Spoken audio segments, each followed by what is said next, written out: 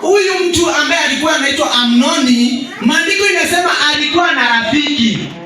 Lakini wakati alikuwa ameketi, alipata rafiki huyu wake ili ampatie mawaidha. Bwana Yesu apewe sifa. Maandiko inasema huyu Amnoni alikuwa amelala pale kwa sababu kuna mambo kadhaa ilikuwa inafanya nini? Inamsumbua. Lakini rafiki mwenye alipata, maandiko inasema hata tuachane huko kwingine. Pointi yangu iko hapa. Maandiko inasema alikuwa mjanja. Kwa hivyo tuko na rafiki mjanja. Na huyu rafiki mjanja hakuna sifa na kuelekeza katika njia nzuri kwa sababu ni mjanja.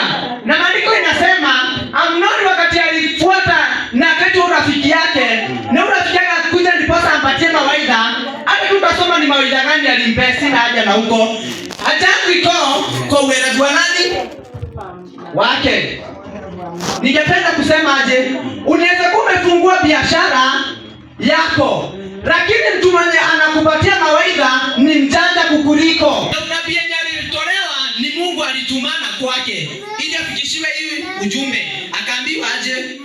Akasema, kwa sababu umepatana na Ahazia.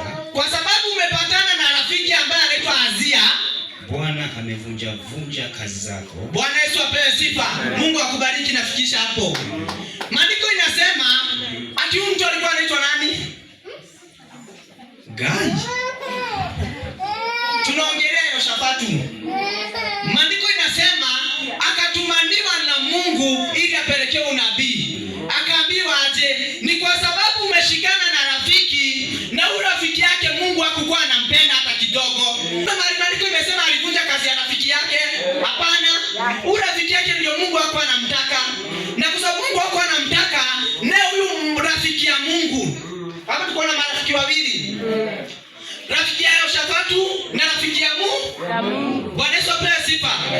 Rafiki ya Yehoshafatu, huyo ndio Mungu anamfanya avunje kazi ya nani? Yake. Ni kwa sababu anavunja kazi ya rafiki ya nani? Ya Mungu. Ni kwa sababu yeye anatengeneza urafiki na adui ya Mungu.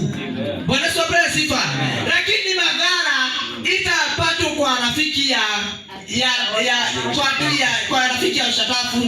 Bwana Yesu apewe sifa. Inapatwa kwa rafiki ya nani? Ya Mungu. Ndipo sana anasema nitavunja merikebu zako. Bwana Yesu apewe sifa. Kazi yake inafika mwisho. Dakaona umidhiorege. Hata ipata faida tena. Hata ipata pesa tena. Hata ifanye ile kazi yake tena. Sababu alikuwa anaendesha meli. Bwana Yesu apewe sifa. Kazi yake yote Mungu ameivunja. Ni kwa sababu ya rafiki mgani? Mbaya.